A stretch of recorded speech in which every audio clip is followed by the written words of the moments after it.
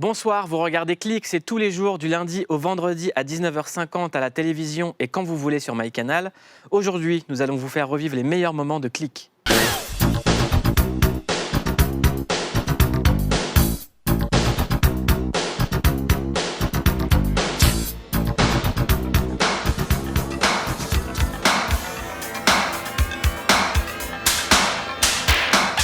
Everybody's heard about the bird. Bird, bird, bird. The bird's a winner. Well, a bird, bird, bird. Bird is a winner. Well, a bird, bird, bird. L'émission va commencer, Michel. Faut dire on y va. Oui, bien sûr, on y va.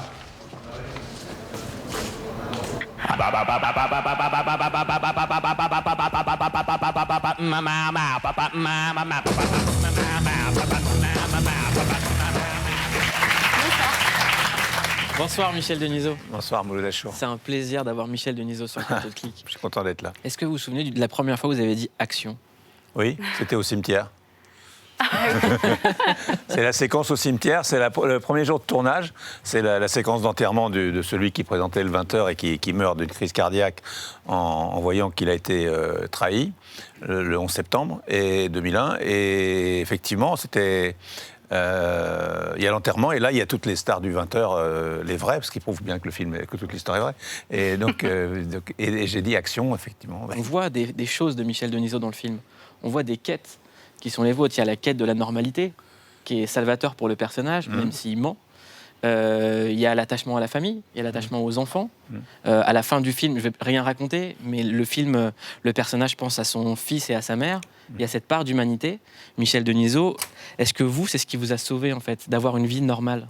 Je ne me suis pas senti en danger, hein. Mais c'est vrai que si je ne suis pas devenu comme le héros du film, en ayant fait beaucoup de télévision et en ayant des moments où ça marchait moins bien et des moments où ça marchait bien, c'est aussi parce que j'avais un équilibre et que j'ai jamais mélangé les deux, quoi. Ce que je disais à Franck tout à l'heure, il se trouve que j'ai une vie sociale qui est totalement déconnectée de ma vie professionnelle. Et donc c'est sûr. Et puis en rentrant chez moi, souvent, ma femme, mes filles me remettaient d'aplomb quand j'avais tendance à penser que j'avais fait une émission extraordinaire. Ma femme me disait toujours vue de la lune, voilà. Donc effectivement, vue de la lune, tout ça est assez relatif, quoi. Et on ne guérit pas le cancer en faisant ce métier. Non. En fait, vous nous avez menti. Vous parlez français. Oui, un peu. J'ai besoin de pratiquer, mais peut-être un peu d'anglais aussi. Bon, on va parler d'un film exceptionnel qui s'appelle Brooklyn Affairs. C'est votre deuxième film en tant que réalisateur. Un casting incroyable. Alec Baldwin, Bruce Willis, Willem Dafoe et vous-même, Edward Norton. Est-ce que vous pouvez, en tant que réalisateur, nous pitcher ce film? C'est vrai que j'ai le rôle principal, mais ce personnage principal souffre du syndrome de Gilles de la Tourette, avec de ce qu'on appelle des TOC, des troubles obsessionnels compulsifs. Il n'arrive pas à maîtriser ses tics, qu'ils soient verbaux ou physiques. Alors quelquefois on rit, mais quelquefois c'est très, très douloureux. On souffre pour lui. Sous toutes ces difficultés, il y a quand même un esprit brillant. Et ça, c'était les caractéristiques de ce personnage qui m'ont vraiment attiré vers lui. Le portrait de cet homme qui est à la fois chaotique et brillant en même temps. Et du coup, c'était un vrai défi à relever parce que vous aviez une expérience très intime. Alors avec au cinéma, on a quand même un paysage beaucoup plus large que ce qu'on trouve au livre. L'idée, c'est de transposer l'expérience intérieure pour en faire une histoire cinématographique. Et c'est également la réussite du film, c'est d'être capable de jouer un personnage atteint du syndrome Gilles de la Tourette sans que ce soit rigolo, sans qu'on soit dans la moquerie, sans que ce soit ridicule. Et notre journaliste Charlotte Vautier est allée rencontrer Jean-Baptiste, un jeune Français atteint de ce syndrome. J'aimerais qu'on regarde ensemble pour comprendre le syndrome Gilles de la Tourette et les conséquences que ça a sur le quotidien. Alors je m'appelle Jean-Baptiste et je fais de la musique. Et j'ai le syndrome Gilles de la Tourette. À chaque fois que les gens croisent le syndrome, ils se disent « Oh, il va t'insulter ». Le syndrome, c'est autre chose, quoi. Le syndrome, c'est des tocs. Le syndrome, c'est des... Moi, j'ai 35 000 contractions par jour, quoi. Il y a deux choses qui font que ces tics s'arrêtent, c'est la musique et quand tu fais l'amour. Ouais, c'est ça. En fait, Tourette, c'est la dopamine et la sérotonine qui sont tout le temps déréglées. Quand je joue de la musique, quand je suis en performance, que c'est une passion, ma dopamine et ma sérotonine, elles se stabilisent à ce moment-là. Et donc, c'est ça qui fait que j'ai pas de tics. Quand on fait l'amour, pareil, tout est à son comble, si tout va bien. Et l'énergie passe complètement ailleurs, quoi. Le jour se lève, les pétales de la belle s'élèvent, attirés par la chaleur du soleil. Edward Norton, il va jouer le rôle d'un détective qui a le syndrome de Gilles de la Tourette. On a un extrait du film. Ok, d'accord. Tu le regardes? Ouais. Il est joueur. Là, c'est incroyable. Désolé. D'accord. Edouard, t'es un monstre.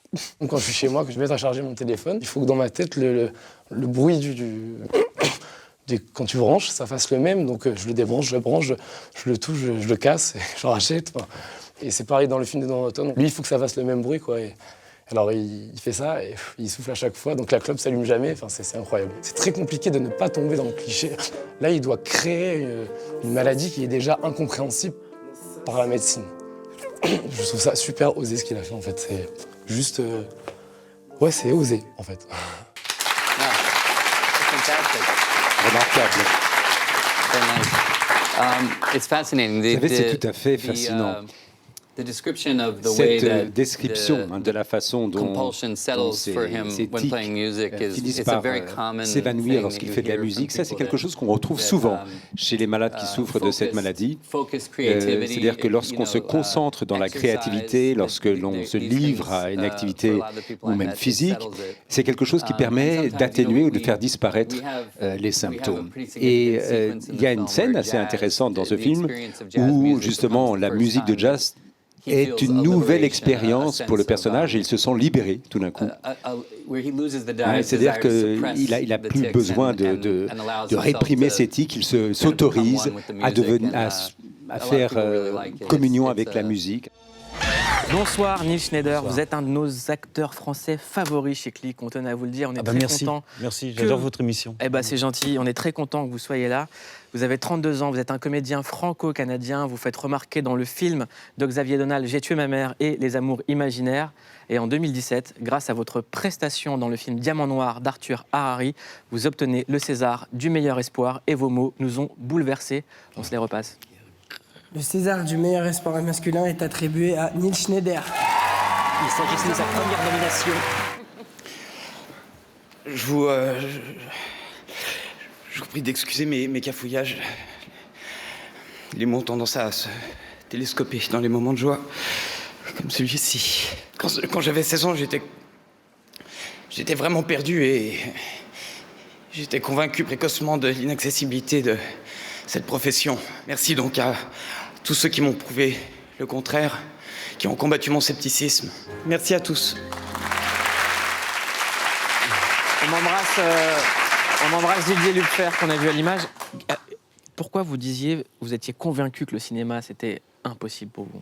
Parce que le cinéma, ça me paraissait totalement inaccessible, quoi. Je pensais que c'était les fils d'eux qui pouvaient faire du cinéma. Puis j'ai commencé c'était toujours les mêmes têtes. Moi, j'ai commencé à Montréal et c'est vrai que c'était toujours les mêmes acteurs. Et du coup, mon rêve, c'était de faire le conservatoire et tout. Mais moi, j'ai été choisi dans un skatepark, en fait. J'ai l'impression que c'est comme jouer à la loterie. C'est une chance sur 1 million, quoi. On est très content de vous recevoir dans Click, Jennifer. C'est la première fois. Merci beaucoup. Plus belle en vrai, hein. N'est-ce pas? Et son album est là. La réédition de l'album Nouvelle Page au pluriel est disponible. 38 titres, 4 inédits, 15 morceaux live et on écoute Oublie le reste avec Kylie Minogue. On oublie le reste.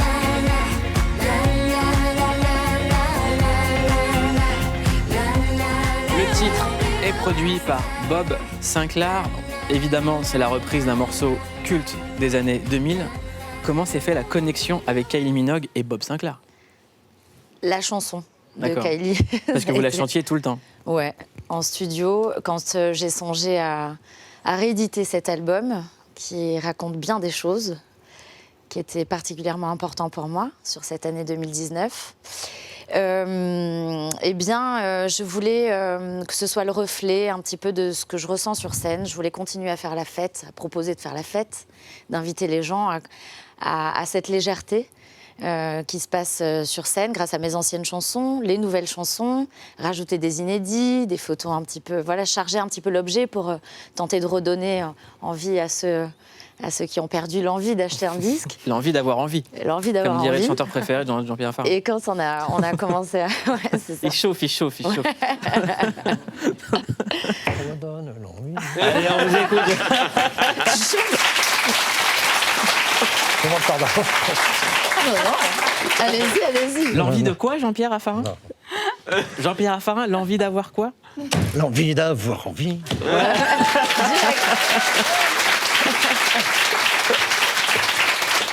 Une avant-première du premier film de Michel Denisot, ça rassemble selon la formule consacrée Le Tout Paris.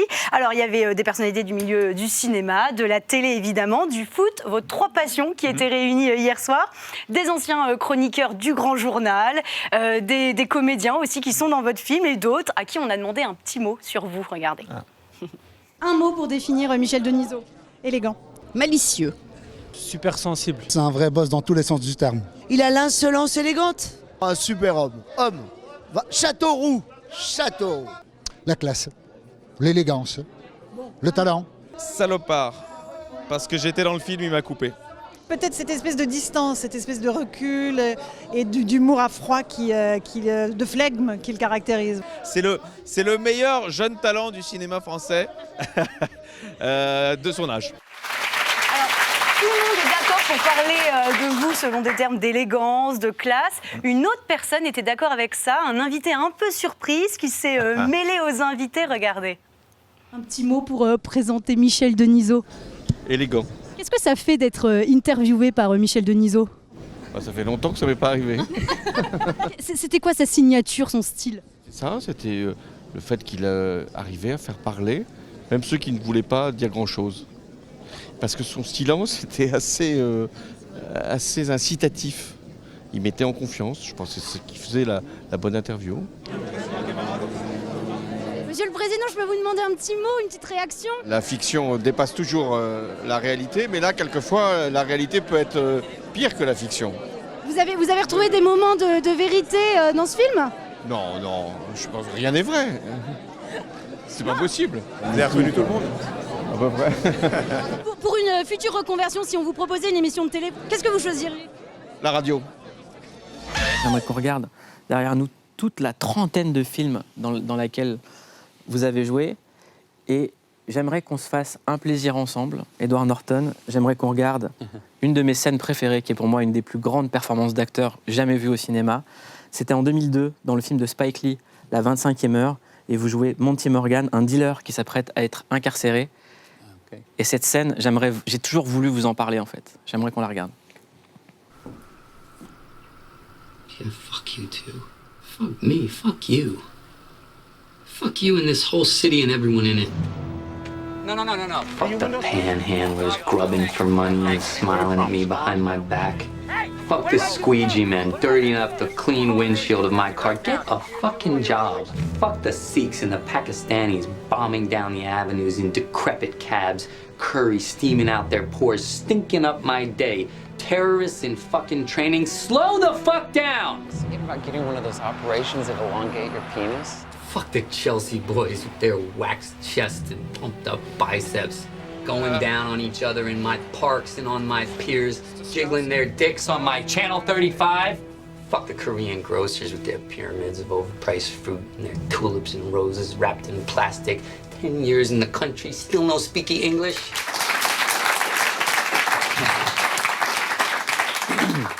Parlez-moi de cette scène, Edward Norton.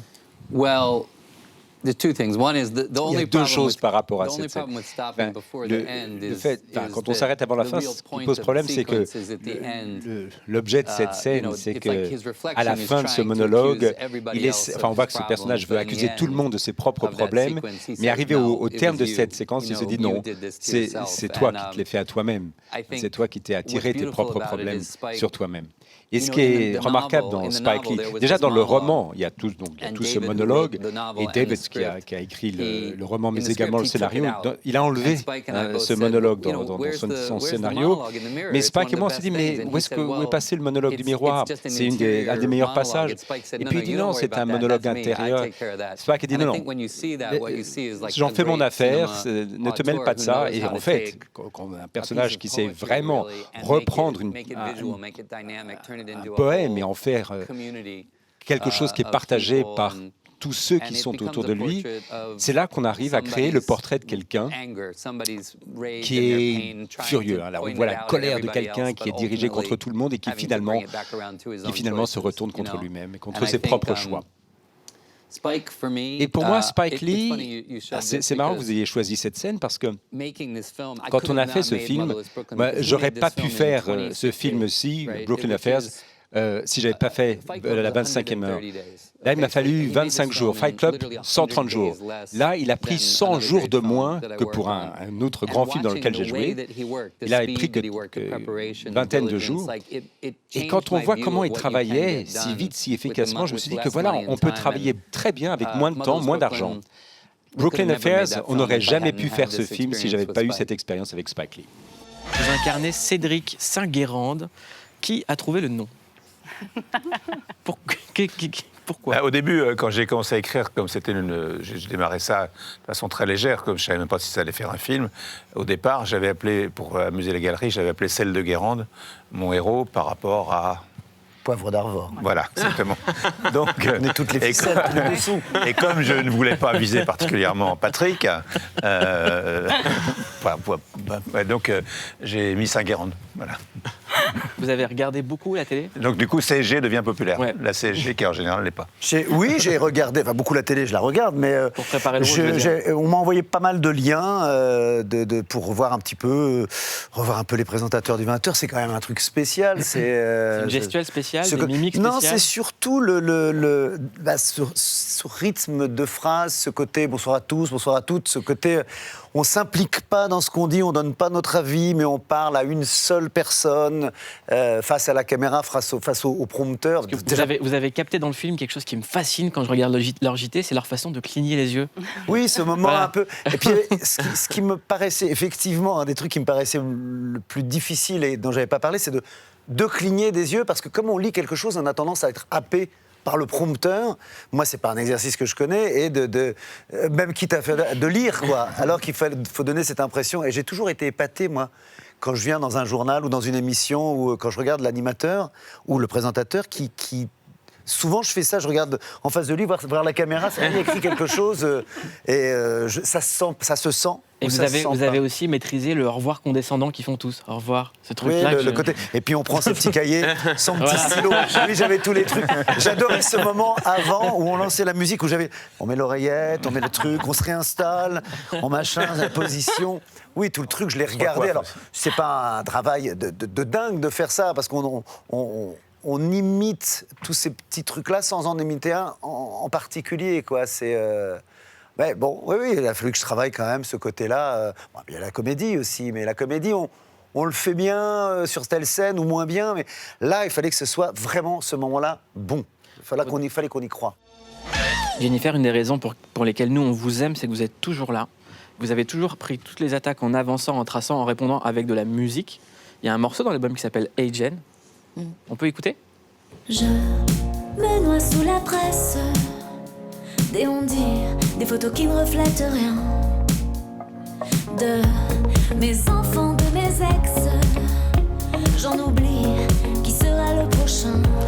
Comment on se protège en fait? On fait tout pour se cacher, on sourit.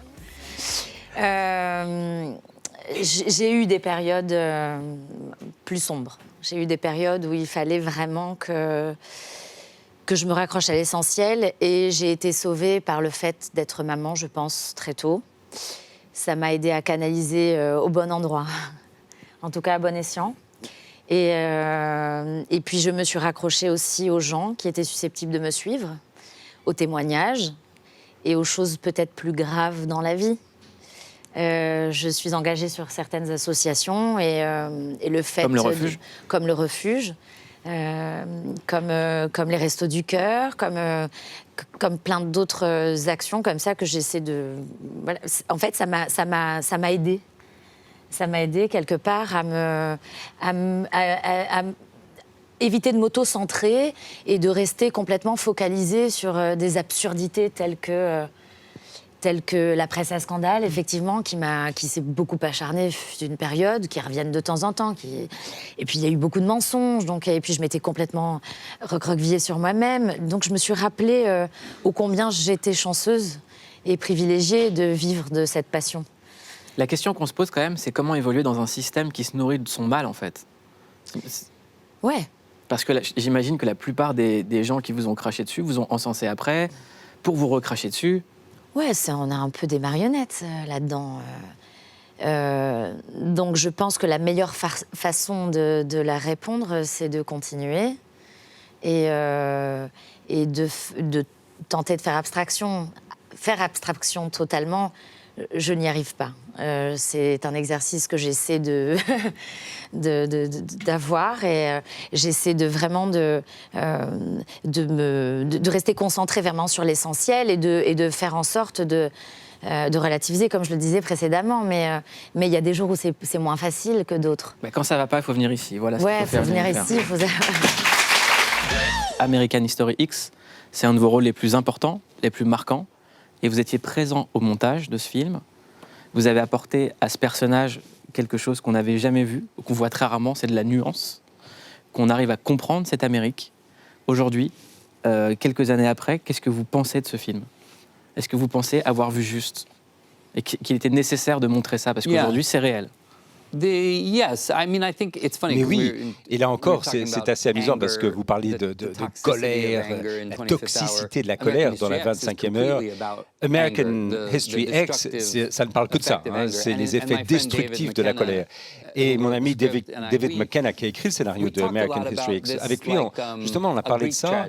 C'est un peu comme une tragédie grecque ou shakespearienne. Vous avez un personnage qui a un immense potentiel, il n'est pas du tout bête, il est fort, il se soucie de sa famille, mais c'est la colère qui le détruit, il s'auto-détruit. Et tant qu'il ne fait pas face à ses démons, il ne peut pas se transformer, il ne peut pas se transcender. Mais dans la tragédie, il faut payer le prix de ses erreurs. Et d'une certaine façon, les décisions difficiles dans American History X, c'était qu'il faut montrer le moment où ce personnage se détruit lui-même, sa famille est détruite, on voit les conséquences de sa rage, de sa colère, de sa fureur. Et pour nous, on s'est dit, voilà, c'est une tragédie classique dans une version contemporaine. Mais pour moi, ce qui est probablement le plus choquant, le plus bouleversant, c'est que à l'époque du tournage, on s'était dit, voilà, c'est un personnage marginal, un personnage extrême. Or, ses points de vue, ses attitudes sont devenues très courantes. On n'a même pas besoin d'être un skinhead ou d'avoir une croix gammée sur sa poitrine.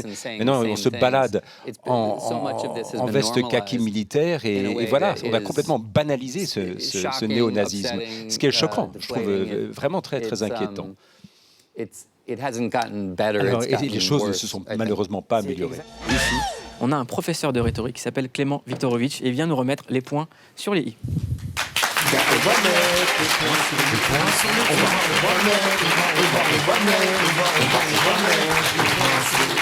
Clément, tu vas nous parler d'une des passions de Jean-Pierre Raffarin, le football. Tout à fait. Ce soir, on parle du football et plus précisément, on parle de Mario Balotelli.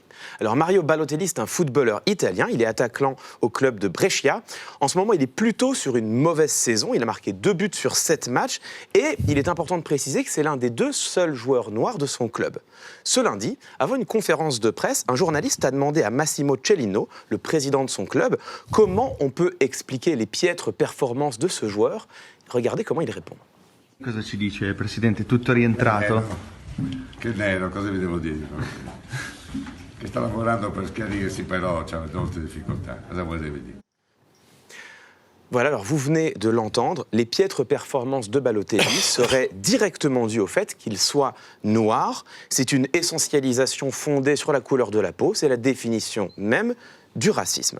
Alors, ces propos, évidemment, ont fait polémique et le lendemain, ce mardi, Massimo Cellino s'est expliqué à la télévision italienne. Il déclare ceci. « La sortie a été instrumentalisée, j'ai simplement essayé de minimiser son cas, je fais des blagues à tous les joueurs. Voilà donc l'explication.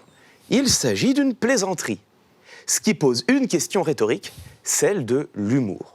L'humour en rhétorique, on estime que ça vient notamment des antiphrases, de l'utilisation d'antiphrases. L'antiphrase, c'est une figure de style qui consiste à dire le contraire de ce que l'on veut faire comprendre. C'est ce qui consiste par exemple à dire à un étudiant « Bravo !» Quel travail audacieux, alors qu'il vient de vous rendre une dissertation copiée-collée directement de Wikipédia.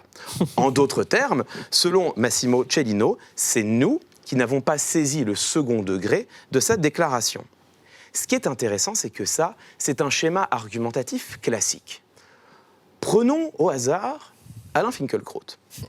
Alain Finkielkraut, le 18 novembre 2005, toujours sur le football, déclare au quotidien israélien Haaretz « On nous dit que l'équipe de France est admirée parce qu'elle est black, blanc, beurre. En fait, aujourd'hui, elle est black, black, black, ce qui fait ricaner toute l'Europe. » Alors, non seulement les joueurs français sont ramenés à la couleur de leur peau, mais de surcroît, cette couleur de peau serait source de ricanement. Voilà à nouveau une déclaration raciste. Devant la polémique, Alain Finkielkraut s'est excusé, certes, mais non sans déclarer « Ce black, black, black était une plaisanterie dans le cadre d'une conversation à bâton rompu de 3 heures. » En termes rhétoriques, on est là face au même procédé. Et ce procédé a été analysé par le linguiste Patrick Charodeau, qui a travaillé sur l'humour en rhétorique. Et en s'appuyant sur ses travaux, on pourrait analyser cela comme le dilemme de la plaisanterie. Le dilemme de la plaisanterie, ça consiste à prétendre a posteriori qu'un propos n'était pas du tout sérieux, sans que nous ayons aucun moyen de savoir s'il s'agit ou non de la vérité. Et là où le procédé est pervers, c'est qu'il renverse la charge de l'accusation. Ce n'est plus l'auteur dont les propos sont déplacés. Ce sont nous autres auditeurs qui n'avons pas été assez subtils pour comprendre la plaisanterie. Et ça nous enferme dans un choix impossible, ou bien nous acceptons de garder le silence face à une déclaration raciste, misogyne, homophobe, ou bien nous la contestons, mais dans ce cas-là, on passe pour celui qui n'a pas d'humour.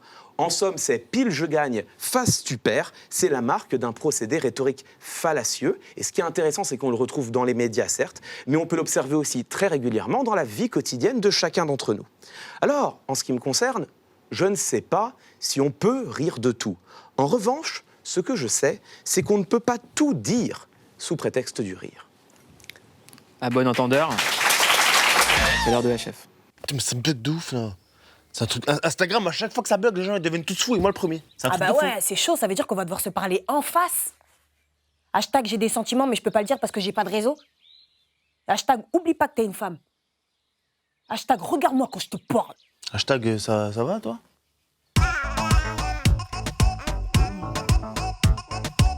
Les gars, mais déjà hier soir, ça buguait, je suis devenu fou. J'ai installé, j'ai désinstallé, j'ai appelé EDF, rien à voir. J'ai même fait un truc que personne n'a jamais fait. J'ai trouvé le numéro d'assistance d'Instagram. C'est pas un truc de fou, ça. Et du coup, ça t'a aidé? Bah non, ça m'a pas aidé, mais au moins j'en ai profité pour être rassuré, quoi. J'ai pu demander des nouvelles de Ronaldo, de Messi, j'avais pas eu des nouvelles d'eux de la journée, mais elle m'a raccroché au nez, là. Mais moi, j'aurais raccroché au nez, Hakim. Une fois, son appli, elle a bugué, il a changé de téléphone. T'es sérieux? Alors, Fadi, c'est comme ça, c'est la meilleure application du monde. Qu'est-ce que tu veux que je te dise, Fadi? Bien sûr, oui. Ça te permet de rêver, de rêvasser, voilà. Moi, ça fait 4 ans que je suis avec Beyoncé. Bah, elle est pas au courant, hein. Bah, elle m'envoie des photos. Comme à ses 100 millions de followers. Arrête de t'afficher, là, Hakim, n'importe quoi. Arrête de faire la rageuse, toi, c'est bon, laisse-nous rêver, tu gâches la vie des gens. T'es avec moi, c'est mort. T'es dans la vraie vie, là. Redescends. Bah, Fadi, c'est quoi Instagram? C'est mieux que la vraie vie. C'est beaucoup mieux que la vraie vie, Instagram. Regarde, sur Instagram, moi, quand je rafraîchis l'application, eh bah, il y a des nouvelles photos qui arrivent. Toi, quand tu te rafraîchis la tête, t'as toujours la même tête. Hashtag pardon. Hashtag je voulais pas en arriver là, mais t'as cherché de ouf. Hashtag tu dors sur le canapé, mon gars. Et n'empêche, les filtres, ça a sauvé des vies. Hein. T'as vu comme t'es belle, là, sur le filtre, là? Franchement. Non, parce qu'il y a une grosse différence, là, entre filtre et ça, là. Moi, si j'avais su, j'aurais épousé le filtre.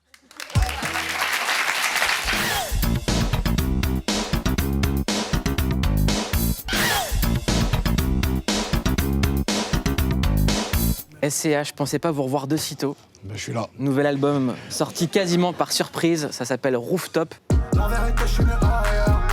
C'est un morceau qui a été balancé cet été, petite gourmandise comme ça, et personne ne pouvait soupçonner qu'un nouvel album arrive aussi vite.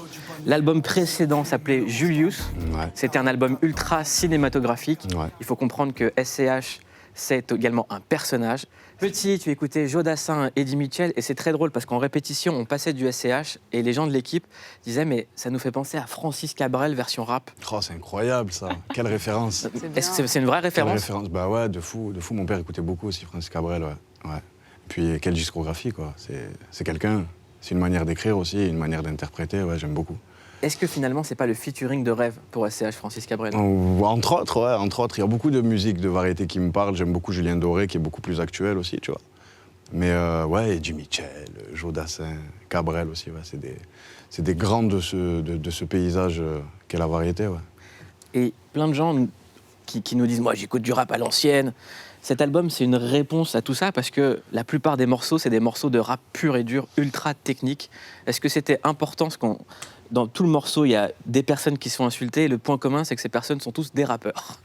Écoute, moi, je foque un peu le purisme parce qu'en vrai, j'aime bien cette phrase, je foque un peu le purisme. Ouais, non, parce que pas en entier, tu vois, parce que. Que le quoi? Que quoi? Que le quoi? Que le doigt?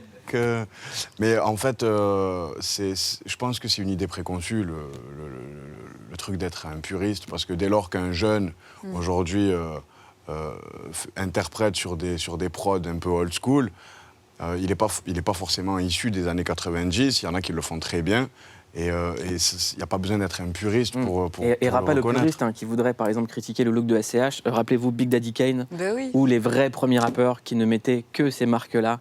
On parle de Schoolly D ou de gens comme ça, si vous ne connaissez pas. Le hip-hop a sa culture et on connaît l'ancienne école, comme dirait Assassin. Le 12 novembre 2019, vous avez participé au hip-hop symphonie à la Maison de la Radio, organisée par la radio Move et l'excellent Bruno Laforesterie. Regarde un extrait. Sur le rivage, mes potos sont-ils pas au son des guitares, rappelle-toi. Michel, à partir de 1975, vous présentez le journal de 13h avec le papa de Sophie Mourouzi, Yves Mourouzi. On regarde. À quelques heures du mondial, sur place, Michel Denisot. La guerre des nerfs va prendre fin dans quelques heures. Vivement que la compétition commence, c'est ce que disent en chœur tous les Français. Pierre Cangeni vous en a parlé hier soir de cette guerre des nerfs. Il est vrai que tout ce qui a précédé cette Coupe du Monde a été assez difficile, et en particulier pour nos représentants, puisqu'ils devaient partager le même hôtel et le même terrain d'entraînement que les Italiens. C'est ainsi que l'on a vu Michel Platini contraint de s'entraîner à tirer des coups francs en cachette, car l'espionnage sportif ici se développe énormément. Je vous pose la question à Sophie et à Michel. Pour vous, c'était qui Yves Mourouzi? Pour moi, c'était un géant. C'est avec lui que j'ai pas appris mon métier ailleurs que là, quoi. Donc, je n'avais pas fait d'école, etc. Et donc, j'ai eu la chance de me trouver de travailler avec Yves dès le début du journal de 13h de TF1. Et j'ai dû le faire pendant 2 ou 3 ans. Donc ensuite, Marie-Laure a pris le relais. Marie-Laure Augry pendant très longtemps avec le succès qu'on sait. Et c'est avec Yves que j'ai appris à peu près ce que je sais faire, ouais. Effectivement. Donc j'étais très content que Sophie soit dans le film. Pour moi, c'est mon père, évidemment, avant tout. Et en fait, moi, toutes ces images de mon père au journal télévisé, je les ai découvertes après. Donc moi, mon père, c'est plus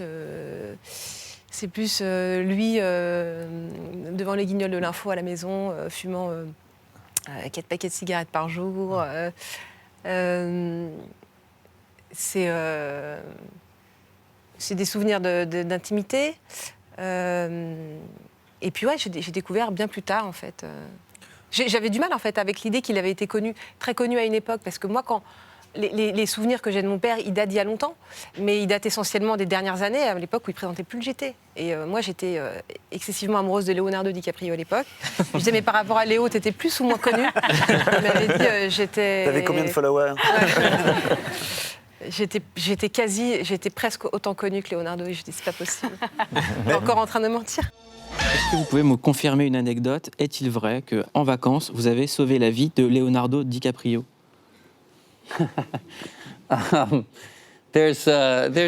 Oui, enfin, disons qu'il y a un élément de vérité dans cette histoire. Leo is very passionate about Vous savez, animals. Léo DiCaprio est absolument obsédé, passionné par les animaux. Il a un véritable coup de foudre devant les bêtes sauvages. Alors, je me rappelle, je crois que c'était des raies électriques qu'il avait voulu suivre sous l'eau. Il n'avait plus d'oxygène. Quand j'ai vu qu'il s'éloignait trop, je me suis dit, il est en train de perdre, de perdre ses moyens, donc je suis allé le repêcher, pour ainsi dire. Et quand il s'est retourné vers moi, j'étais là pour le tirer de là. En tout cas, bravo, grâce à vous, Leonardo DiCaprio a été extrêmement important lorsque la forêt d'Amazonie était en train de brûler. Il s'est personnellement investi là-dedans. Kanye West, justement, a parlé et a exposé sa bipolarité. Exactement, c'était dans son album Yi qui était sorti en 2018. En fait, sur la pochette de l'album, il y avait une phrase qui était assez révélatrice. Je vais la traduire. Ça disait « Je déteste être bipolaire, c'est génial ». En fait, ça n'a pas... Ouais, c'est une phrase qui a beaucoup fait parler, évidemment, mais c'était pas le seul, en fait, à parler de ces troubles psychiques. Aux États-Unis, il y a beaucoup de célébrités qui ont pris la parole à ce sujet. Il y avait l'actrice Catherine Zeta-Jones, l'acteur Jim Carrey ou encore la chanteuse Mariah Carey qui l'ont fait avant Kanye West. Et en fait, tout ça, c'est quelque chose de très positif et très vertueux, c'est que ça provoque une libération de la parole. Écoutez-les.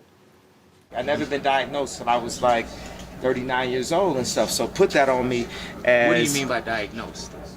Diagnosed with a mental condition. But like I said, on the album I said it's not a disability, it's a superpower. Like millions of Americans, I am living with mental illness. I was 25. And I actually did have a manic episode and I was diagnosed as bipolar. Superstar Mariah Carey revealing her secret struggle with bipolar disorder for the first time, telling People magazine she's been living in denial for almost 20 years. Ce qui est intéressant, c'est que là, on voit que les Américains s'expriment ouvertement sur ce sujet. En France, on a l'impression que ce n'est pas le cas, que les personnalités publiques ne le font pas. Est-ce que c'est encore tabou, en fait ? Effectivement, là-dessus, on a beaucoup de retard. On voit que là, beaucoup des prises de parole et des prises de parole, on va dire, assez nouvelles dans la manière de communiquer. Alors, Kanye West, il le fait sur quelque chose d'extrêmement provoquant, avec cette phrase qui correspond assez mal, pour le coup, à la bipolarité, qui est finalement une phrase plutôt humoristique, mais en même temps, venant d'un artiste extrêmement provoquant, comme il peut l'être, c'est normal qu'il l'exprime comme ça. Expliquez-nous, pour qu'on comprenne bien, qu'est-ce que la bipolarité ? Parce qu'il y a des mots, en fait, qui sont des vraies maladies, qu'on utilise des fois comme schizophrène et bipolarité, et c'est pas du tout des sujets à blague. Exactement, ils sont très mal utilisés. D'ailleurs, c'est pour ça que j'ai inséré un lexique dans le livre. Le trouble bipolaire, c'est un trouble de l'humeur, c'est une maladie qui s'exprime par l'alternance de phases d'excitation dans lesquelles on a une énergie qui est décuplée, on a moins besoin de sommeil, on a plein de projets, des phases qui durent quelques semaines en général, avec en alternance des phases de dépression, où là, pour le coup, on voit plus de quoi on parle, l'envie de rien faire, rester cloué au lit, rien que se lever pour aller prendre sa douche, ça paraît insurmontable pour les patients. C'est une maladie qui concerne 1 à 2% de la population, mais c'est une maladie qui se traite bien, et avec un traitement, on peut avoir une vie complètement satisfaisante, mais on peut aussi avoir ça sans être bipolaire, parce que Jennifer et moi, on s'est regardés en mode, c'est un peu nous. Je m'y retrouve un peu. Il faut consulter. Non, mais... Ça fait des années qu'on me dit ça, il faut que tu consultes.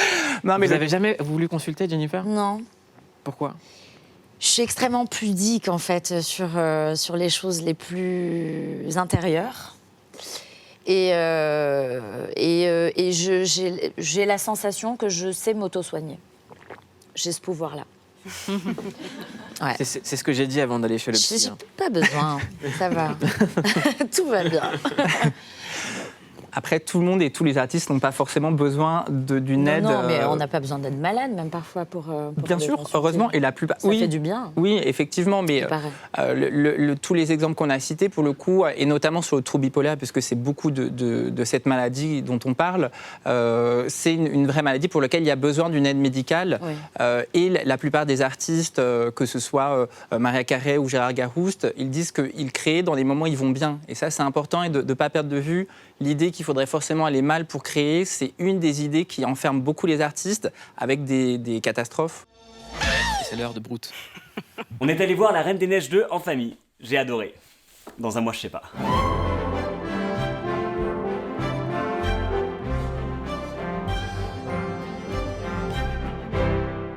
J'ai 2 petites filles, Lola et Manon, mais aujourd'hui je suis obligé de les appeler Elsa et Elsa. Sinon, visiblement, je ne suis plus leur papa. Quand j'en engueule une, les 2 se taisent. Elsa et Elsa, vous m'éteignez ça tout de suite! Mes filles veulent tout faire comme la Reine des Neiges. Elles veulent chanter comme la Reine des Neiges, elles veulent danser comme la Reine des Neiges. Ce qui serait sympa, ce serait que pour l'épisode 3, Disney mette une scène où la Reine des Neiges se brosse les dents et Aioli s'engueuler. Dans la Reine des Neiges 2, il est question d'écologie. Et pour la Reine des Neiges 3, j'imagine qu'avec la montée des eaux et la fonte des glaces, il y aura un petit crossover sympa à faire avec la petite sirène. La chanson Libérée délivrée a eu un vrai pouvoir d'émancipation sur les enfants, mais aussi sur les adultes qui les entouraient. Notre nounou, elle en a profité pour renégocier son salaire à la hausse. Elsa et Elsa, papa a besoin de sa santé mentale pour aller travailler demain. Dans le salon, pour Noël, on a un sapin Reine des Neiges. Sur les listes de mes filles au Père Noël, il y a que des cadeaux Reine des Neiges. En tout cas, je peux vous dire que la caisse qu'on va se mettre au dîner, elle sera pas au vin Reine des Neiges. La Reine des Neiges, elle a l'air super gentille comme ça. Mais elle peut s'énerver très vite.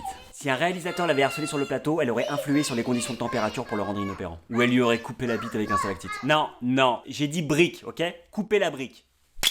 Avant, les princes charmants, ils devaient libérer les princesses, tuer les dragons. Mais pour les prochaines générations de mecs, ça va être beaucoup plus simple. Les princesses, elles se libèrent toutes seules, elles tuent elles-mêmes les dragons, et elles vont être beaucoup plus tolérantes avec vos problèmes d'érection. Non, érection, c'est un oiseau, ma chérie. Érection. Pas sûr. Ce sont de nouveaux modèles qui se mettent en place, de nouvelles histoires qui vont devoir se répéter avant que les choses ne changent vraiment.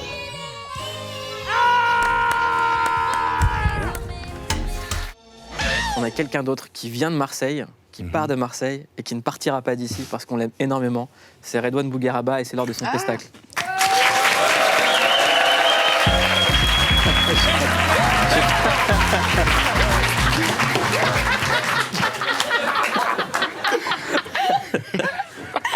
Puto, motherfucker. Salut. Héros, le sang de la veine. C'est carrément incroyable, mec. Ben oui, frère. Quel style. Quel style. Comme toi, Mouloud, quel style. Salut, ça va? Clément, puto. Putain, j'en perds mon or, c'est pas grave. Je remercie les darons de Marseille qui se sont cotisés pour l'or. Farida Barracuda, Aïcha Bulldog, je suis avec vous, on est ensemble, la street.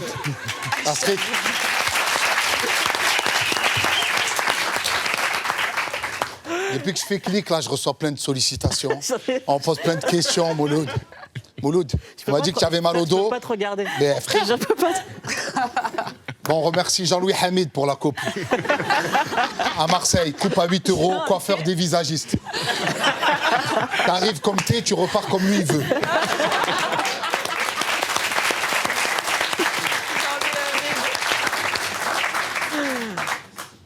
Puto. C'est ça que vous voulez? Je suis là, il n'y a pas de souci. Je reçois des questions folles, des questions bêtes, des questions intelligentes. J'ai reçu une question, le mec en DM sur Insta. Il me dit, Mouloud, il est végétarien? Je dis, regarde-le, puto, regarde-le. S'il était végétarien, il aurait fallu qu'il mange un baobab avec de la mayonnaise pour arriver à ce niveau. Je reçois des questions de malade. Pour arriver à ce niveau. Sonia, ça va? Ça va bien. Miss France en 2000. Mon frère et moi, on avait 7 ans. C'est juste l'information, mais c'est vrai. Camille Doxer, j'ai reçu des questions pour toi aussi. Ils m'ont dit, est-ce qu'elle est célibataire? J'ai fait, je sais pas. Je crois. Ils m'ont dit, il y a moyen de lui présenter mon père. Il n'y a pas de problème. C'est des vraies questions. Non, des mais vraies questions. sur l'âge. Non, c'est des vraies questions. Clément Viktorovitch aussi. Ils m'ont dit, est-ce que c'est un robot russe envoyé par l'armée du ruban rouge? J'ai dit, je sais pas. Je reçois plein de questions. Dernière question, une question folle, et je vais y répondre. On m'a dit comment on fait pour être sur la sextape de Huss l'enfoiré. J'ai répondu laquelle? Il a fait plus de sextape que de mixtape, le mec. Il va recevoir un disque d'or en forme de tub.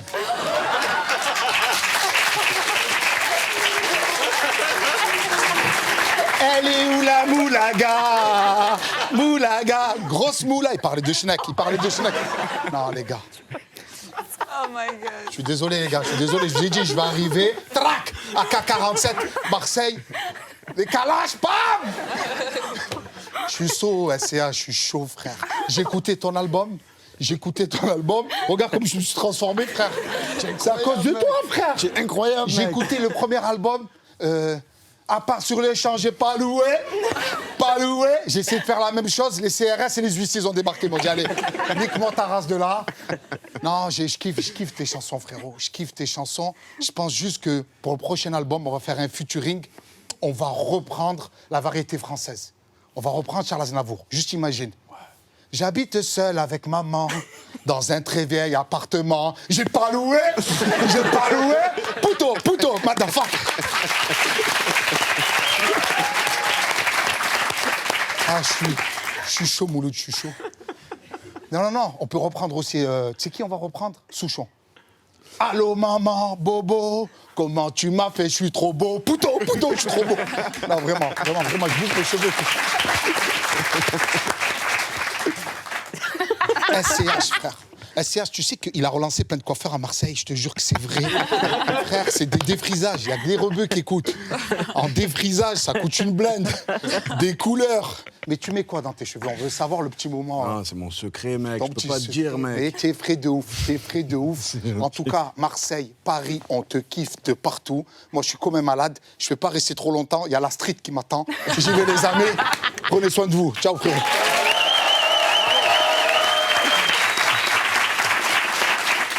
Et à l'époque, Michel Denisot, quand il faisait des coups, bah, c'était pas dégueulasse, c'était bienveillant. On regarde, avec Coluche. Voilà, nous retrouvons donc au bord de la piscine du C'est Martinez. vrai. Au fond, c'est 3 mètres. On a les palmes. On va mettre les masses tout de suite. T'es prêt? On est bon. Allez, C'est une grande vas-y. première. Allons-y. Donne-moi la main. 1, 2, 3. Tu reviens sur scène ou tu viens sur scène pour la première fois? Tu reviens sur scène? Non? J'entends rien. Tu veux voir quelque chose? Hein? Tu veux boire? Ouais, vas-y. Y'a rien dedans. C'était une blague. Pour la première fois pour ceux qui t'avaient pas. C'est communicatif. Le rire. Oui, bon, c'est un peu enfantin. Qu'est-ce qui vous Mais est ouais, passé c'était par la comme tête ça, hein. Qu'est-ce qui vous est passé par la tête? La veille, je faisais une quotidienne déjà, mais autour de la piscine du Martinez à l'époque. C'était le début de Canal à Cannes. Et Coluche était là tous les jours. Il avait loué une maison à côté. Il préparait son spectacle suivant. Et puis, on a fait pas mal de farces avec son entourage. Et puis, un jour, on dit qu'est-ce qu'on pourrait faire demain, quoi. Je sais pas comment c'est venu, une interview au fond de la piscine. Et puis, c'est tout. Ni lui ni moi, on met la tête sous l'eau d'habitude. Et voilà.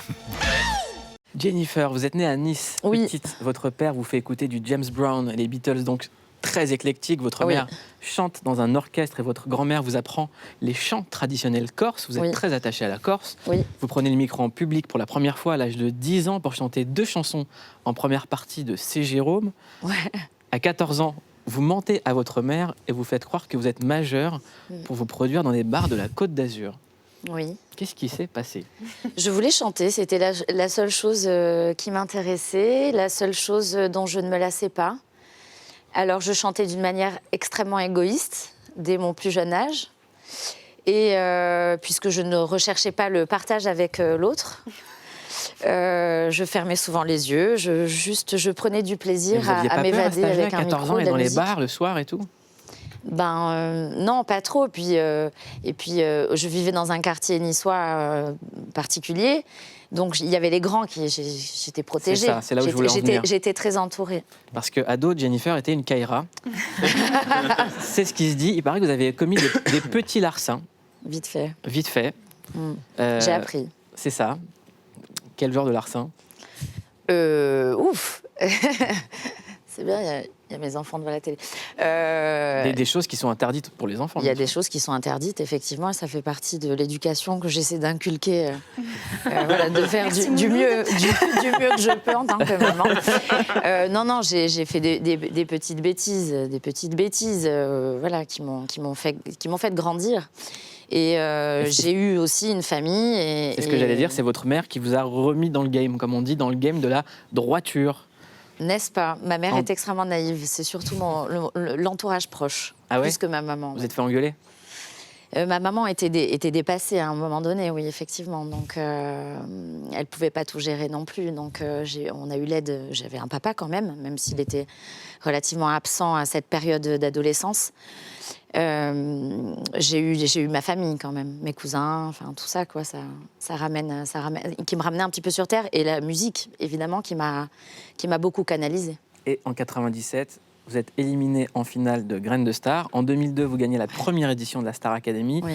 Juste après, premier album, 1 million d'exemplaires en Europe. Ouais, c'était énorme. Mais il n'y avait pas encore le marché du disque qui s'écroulait. Et un grand fan, Premier ministre, à côté de vous. Très grand fan, je vous le jure, il connaît vos morceaux par cœur. Jean-Pierre Raffarin, on va jouer ensemble. Vous allez choisir un tube de Jennifer. Si, vraiment. Il est vraiment fan. Je croyais que c'était Laurie avec la positive attitude à l'époque, non? Non, moi, j'aime beaucoup Jennifer. C'est gentil.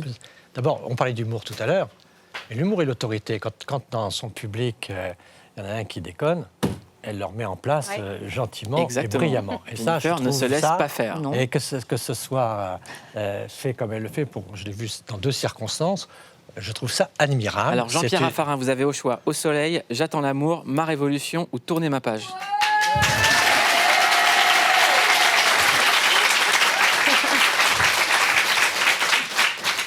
Tourner la page, c'est trop tôt. La révolution, ça n'a jamais été vraiment mon truc. Bah non, vous étiez avec Giscard. En revanche, j'adore. Alors, on écoute Au soleil pour Jean-Pierre Raffarin. Au soleil, exposer un peu plus au soleil. Le cœur n'y est plus brûlé. Et voilà. Edward Norton, c'est une dernière question. Quelle est votre définition d'une clique? I don't know if c'est un petit peu difficile. Je me disais qu'une clique, ça pouvait être quelque chose de dangereux, parce que moi, j'avais l'impression d'être en dehors des cliques. Le fait d'être à l'extérieur peut être une bonne chose. C'est un peu comme Bruce Springsteen, ça vous donne envie de faire son propre chemin, créer sa propre aventure. Quand on ne fait pas partie de la clique. Mais d'une façon plus positive, quand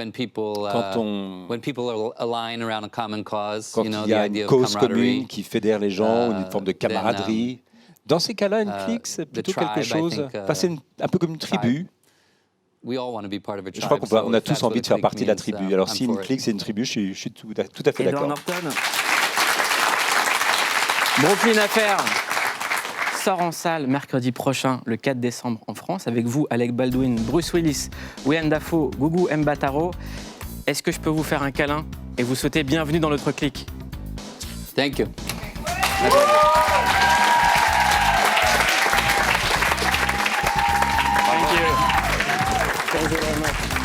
Merci beaucoup. Merci beaucoup. SCH est en live dans Click avec son nouveau titre, Ça ira.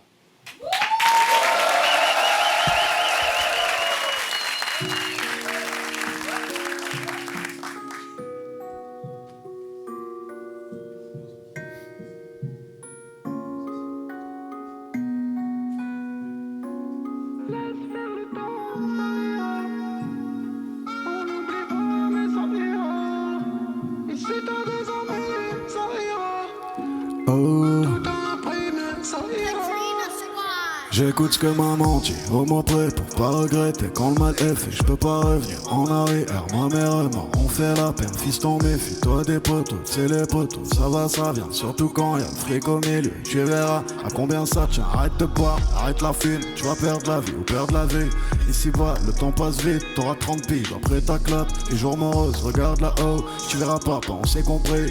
Œil pour œil, si c'est ton prix. Et pas une somme, on s'est compris. Maman se fait vieille, ouvre grand tes bras. Faire ce qu'il faut faire. Faire ce qu'on dit, si on veut, c'est qu'on peut, et quand on peut, on doit qu'on m'arrête si je vais trop vite, ou qu'on m'arrête pour ma troupe, quand on veut, je crois qu'on peut, et quand on peut, fiston on doit. J'ai vu des amis maigrir, trop attachés à leur dame, tu perds ton cœur et ton sourire, pour guérir faut attendre, pour être sage faut grandir, oh, ouais. Laisse faire le temps, ça ira. On n'oublie pas mais ça ira. Ici t'as des amis, ça ira. Tout a imprimé, ça ira. J'tourne en rond depuis tout ce temps, j'ai pas mis d'or. Mes pensées dans la tête, j'passe la nuit dehors.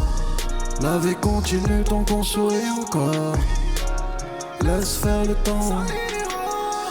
Dans le creux de ma main, je n'ai que mon cœur et mon destin. Je fais en sorte de garder ma modestie, mais y'a rien de simple.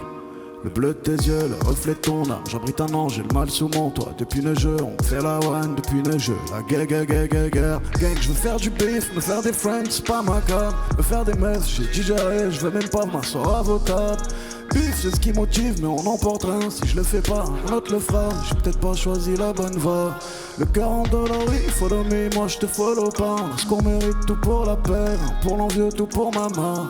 J'écoute ce que maman dit, j'ai mes raisons, je paie l'addition de toutes mes fautes qu'on me jette la pierre. Moi je la jetterai pas aux autres. J'ai vu tes amis maigrir. Tu perds ton cœur et ton sourire. Pour guérir faut attendre, pour être sage faut grandir. Laisse faire le temps, ça ira. On n'oublie pas mais ça ira. Ici t'as des amis, ça ira. Tout imprimé, ça ira. J'tourne en rond depuis tout ce temps, j'ai pas mis d'or. Mes pensées dans la tête, j'passe la nuit dehors.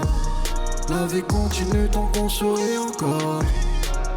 Laisse faire le temps, ça ira. Ça ira. On n'oublie pas mais ça ira. Ici t'as des amis, ça ira. Tout imprimé, ça ira. J'tourne en rond depuis tout ce temps, j'ai pas mis d'or. C'est incroyable, mec. SCH